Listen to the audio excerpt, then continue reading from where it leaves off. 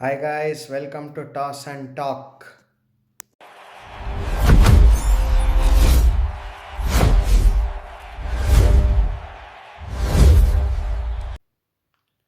Sri Lanka versus Zimbabwe post match ಅನಾಲಿಸಿಸ್ಗೆ ಎಲ್ಲರಿಗೂ ಸ್ವಾಗತ.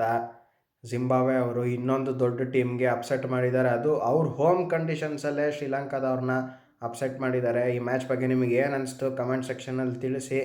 ಆ್ಯಂಡ್ ಸೂಪರ್ ಏಯ್ಟ್ಸಲ್ಲಿ ಜಿಂಬಾಬ್ವೆ ಪರ್ಫಾರ್ಮೆನ್ಸ್ ಹೆಂಗಿರುತ್ತೆ ಅಂತ ನಿಮಗೇನು ಅನಿಸುತ್ತೆ ಅದ್ರ ಬಗ್ಗೆನೂ ಕಮೆಂಟ್ ಸೆಕ್ಷನಲ್ಲಿ ತಿಳಿಸಿ. ಮ್ಯಾಚಲ್ಲಿ ಏನೇನಾಯಿತು, ಶ್ರೀಲಂಕಾದವ್ರು ಹೆಂಗೆ ಅಪ್ಸೆಟ್ ಆದರು ಅಂತೆಲ್ಲದನ್ನೂ ತಿಳಿಸ್ಕೊಡ್ತೀನಿ. ಸೊ ವಿಡಿಯೋನ ಶುರು ಮಾಡೋದಕ್ಕಿಂತ ಮುಂಚೆ ಚಾನಲ್ಗೆ ಯಾರಾದರೂ ಹೊಸಬರಾಗಿದ್ದರೆ ಲೈಕ್ ಮಾಡಿ, ಶೇರ್ ಮಾಡಿ, ಸಬ್ಸ್ಕ್ರೈಬ್ ಮಾಡಿ. ಆ್ಯಂಡ್ ಡಿಸ್ಕ್ರಿಪ್ಷನ್ನಲ್ಲಿ 2 ವಿಡಿಯೋ ಲಿಂಕ್ ಕೊಟ್ಟಿರ್ತೀನಿ. ಒಂದು ನಂದು ಚಾನಲ್ ಇಂಟ್ರೊಡಕ್ಷನ್ ವಿಡಿಯೋ ಲಿಂಕ್ ಕೊಟ್ಟಿರ್ತೀನಿ, ಅಂದರೆ ನಾನು ಏನಕ್ಕೆ ಈ ಚಾನಲ್ ಸ್ಟಾರ್ಟ್ ಮಾಡಿದೆ ಅಂತ ಅದೊಂದು ಲಿಂಕು. ಆ್ಯಂಡ್ ಸೆಕೆಂಡ್ ಲಿಂಕ್ ಬಂದುಬಿಟ್ಟು ಮಧ್ಯಾಹ್ನ ಇವತ್ತೊಂದು ಮಾಡಿದ್ದೆ. ನಮ್ಮ ಕರ್ನಾಟಕದವರು ಫೈನಲ್ಸಿಗೆ ಕ್ವಾಲಿಫೈ ಆಗಿದ್ದಾರೆ ರಂಜಿ ಟ್ರೋಫಿ ಇದು. ಸೊ ಅದನ್ನು ಯಾರಾದರೂ ನೋಡಿಲ್ಲ ಅಂದರೆ ಆ ಲಿಂಕ್ ಡಿಸ್ಕ್ರಿಪ್ಷನಲ್ಲಿ ಕೊಟ್ಟಿರ್ತೀನಿ. ಸೊ ಹೋಗಿ ನೋಡ್ಕೊಬನ್ನಿ.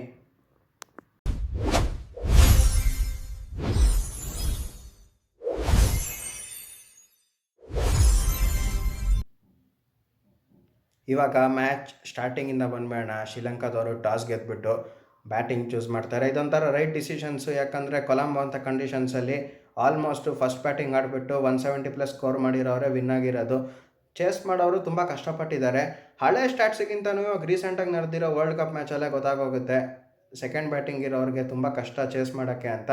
ಸೊ ಅದೇ ಬೇಸಿಸ್ ಮೇಲೆ ಶ್ರೀಲಂಕಾದವ್ರು ಬ್ಯಾಟಿಂಗ್ ತೊಗೊಂಡು 177 ಸ್ಕೋರ್ ಮಾಡ್ತಾರೆ. ಅವ್ರ ಹೀರೋ ಪತ್ತುಮ್ ನಿಸಾಂಕ ಲಾಸ್ಟ್ ಗೇಮ್ 100 ಹೊಡೆದಿದ್ರು. ಈ ಸತಿ 68 ಸ್ಕೋರ್ ಮಾಡ್ತಾರೆ. ಆ್ಯಂಡ್ ಪವನ್ ರತ್ನಾಯಕೆ ಅವರೊಂದು 20+ ಬಾಲ್ಸಿಂದ 44 ರನ್ಸ್ ಕಾಂಟ್ರಿಬ್ಯೂಟ್ ಮಾಡ್ತಾರೆ. ಆ್ಯಂಡ್ ಲಾಸ್ಟಲ್ಲಿ ಡುನಿತ್ ವೆಲಲಿಗೆ ಅವರು ಒಂದು 15 ರನ್ಸ್ ಸ್ಕೋರ್ ಮಾಡ್ತಾರೆ. ಬಿಗ್ ಶಾಟ್ಸ್ ಎಲ್ಲ ಹೊಡೆದು ಓವರಾಲ್ 177ಗೆ ತಲುಪ್ತಾರೆ. ಜಿಂಬಾಬ್ವೆ ಬೌಲಿಂಗ್ ಅಂತ ಬಂದಾಗ ಗ್ರ್ಯಾಂಡ್ ಕ್ರೀಮರ್, ಬ್ಲೆಸ್ಸಿಂಗ್, ಮುಜರಾಬಾನಿ, ಈವೆನ್ ಇವರೆಲ್ಲ ಒಂದು 4 ಓವರ್ಸಿಗೆ ಬೌಲಿಂಗ್ ಮಾಡಿಬಿಟ್ಟು 125-30 ರನ್ಸ್ ಕೊಟ್ಬಿಟ್ಟು ಅವ್ರು ಎಲ್ಲರೂ 1-2 ವಿಕೆಟ್ಸ್ ತೆಗಿತಾರೆ. ಒಂದು ರೇಂಜಿಗೆ ಡೀಸೆಂಟ್ ಬೌಲಿಂಗ್ ಅಂತಲೇ ಹೇಳಬೇಕು. ಬಿಕಾಸ್ ಶ್ರೀಲಂಕಾ ಅಂತ ಕ್ವಾಲಿಟಿ ಟೀಮ್ನ ಅವ್ರ ಹೋಮ್ ಕಂಡೀಷನ್ಸನ್ನಲ್ಲೇ 177ಗೆ ರೆಸ್ಟ್ರಿಕ್ಟ್ ಮಾಡಿರೋದು ಗ್ರೇಟ್ ಅಂತ ಹೇಳ್ತೀನಿ. ಯಾಕಂದರೆ ಲಾಸ್ಟ್ ಮ್ಯಾಚ್ ನೋಡಿರ್ತೀರೋ ಆಸ್ಟ್ರೇಲಿಯಾ ವರ್ಸಸ್ ಶ್ರೀಲಂಕಾದವರು ಸೂಪರಾಗಿ ಚೇಸ್ ಮಾಡ್ತಾರೆ. ಸೊ ಇದನ್ನು ಚೇಸ್ ಮಾಡೋಕ್ಕಂತ ಬರ್ತಾರೆ ಇವಾಗ ಈ ಗೇಮಲ್ಲಿ ಜಿಂಬಾಬ್ವೆ ಅವರು 178 ಗೆಲ್ಲಕ್ಕೆ ಬೇಕಾಗಿರುತ್ತೆ. ಅವ್ರ ಓಪನಿಂಗ್ ಪಾರ್ಟ್ನರ್ಶಿಪ್ ತುಂಬ ಚೆನ್ನಾಗಿ ಬರುತ್ತೆ.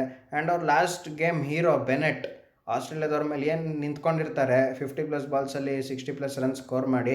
ಎಲ್ಲರೂ ಸ್ಲೋ ಅಂತ ಮಾತಾಡ್ತಿರ್ತಾರೆ, ಬಟ್ ಆ ಮ್ಯಾಚಿಗೆ ಅದೇ ಇನ್ನಿಂಗ್ಸ್ ಉಪಯೋಗ ಆಗುತ್ತೆ.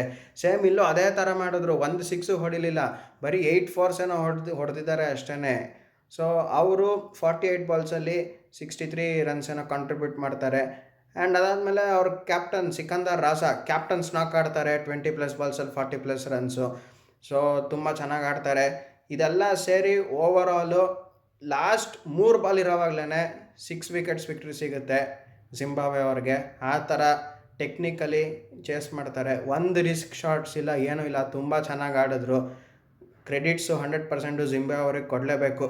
ಆ್ಯಂಡ್ ಶ್ರೀಲಂಕನ್ ಬೌಲಿಂಗ್ ಅಟ್ಯಾಕ್ ಬಗ್ಗೆ ಮಾತಾಡೋದ್ರ ಬಂದರೆ ಏನಿಲ್ಲ ಅವ್ರ ಬಗ್ಗೆ ಮಾತಾಡೋದಕ್ಕೆ. ಯಾಕಂದರೆ ಹೇಮಂತ್ ಅವರು ಅಷ್ಟೇ ಸ್ವಲ್ಪ ಇರೋದ್ರಲ್ಲಿ ಬೌಲಿಂಗ್ ಮಾಡಿಬಿಟ್ಟು 2 ವಿಕೆಟ್ಸ್ ತೆಗೆದಿರೋದು ಅಷ್ಟೇ. ಇನ್ಯಾರೂ ಅಷ್ಟು ಕಾಂಟ್ರಿಬ್ಯೂಟ್ ಮಾಡಿಲ್ಲ, ಎಲ್ಲರೂ ಕಾಸ್ಟ್ಲಿಯಾಗೆ ಹೋಗಿರೋದು. ಇವ್ರ ಹೋಮ್ ಕಂಡೀಷನ್ಸಲ್ಲಿ ಅಂಥ ಟಾಪ್ ಸ್ಕೋರ್ನ ಇವ್ರ ಕೈಲಿ ಡಿಫೆಂಡ್ ಮಾಡ್ಕೊಳಕ್ಕಾಗಿಲ್ಲ ಅಂದರೆ ಸೊ ನೆಕ್ಸ್ಟ್ ಗೇಮ್ಸಿಗೆ ನೋಡಬೇಕಾಗತ್ತೆ ಏನು ಮಾಡ್ತಾರೆ ಅಂತ. ಸೊ 100% ಜಿಂಬಾಬ್ವೆ ಅವ್ರಿಗೆ ಕ್ರೆಡಿಟ್ಸ್ ಕೊಡಲೇಬೇಕು. ಮೊನ್ನೆ ಐರ್ಲ್ಯಾಂಡ್ ಅವ್ರ ಮೇಲೆ ಮ್ಯಾಚ್ ನಡೀಲಿಲ್ಲ, ಇಲ್ಲಾಂದರೆ ಐರ್ಲ್ಯಾಂಡ್ ಅವ್ರನ್ನೂ 100% ಡಾಮಿನೇಟ್ ಮಾಡಿರೋರು. ನಾನು ಅವತ್ತೇ ಹೇಳಿದ್ದೆ. ಸೊ ತುಂಬ ಖುಷಿಯಾಗುತ್ತೆ. ಜಿಂಬಾಬ್ವೆ ಅಂತ ವೀಕರ್ ಟೀಮ್ಸ್ ಇವಾಗ ಸೂಪರ್ ಏಯ್ಟಿಗೆ ಕ್ವಾಲಿಫೈ ಆಗಿದೆ. ನೋಡೋಣ ಸೂಪರ್ ಏಯ್ಟಲ್ಲಿ ಏನು ಪರ್ಫಾರ್ಮ್ ಮಾಡ್ತಾರೆ, ಹೆಂಗಿರುತ್ತೆ ಅಂತ.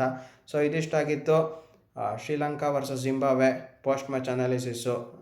ಅಪ್ಸೆಟ್ ಆಯಿತು ಶ್ರೀಲಂಕಾಗೆ. ಆ್ಯಂಡ್ ಜಿಂಬಾಬ್ವೆ ಅವರು ಮತ್ತೆ ತೋರಿಸಿದ್ದಾರೆ ದೊಡ್ಡ ಟೀಮ್ಸ್ಗೆ ನಮ್ಮನ್ನ ಲೈಟಾಗಿ ತೊಗೋಬೇಡಿ ಅಂತ. ಸೊ ವಿಡಿಯೋ ಇಷ್ಟ ಆಗಿದರೆ ಲೈಕ್ ಮಾಡಿ, ಶೇರ್ ಮಾಡಿ, ಸಬ್ಸ್ಕ್ರೈಬ್ ಮಾಡಿ. Thank you.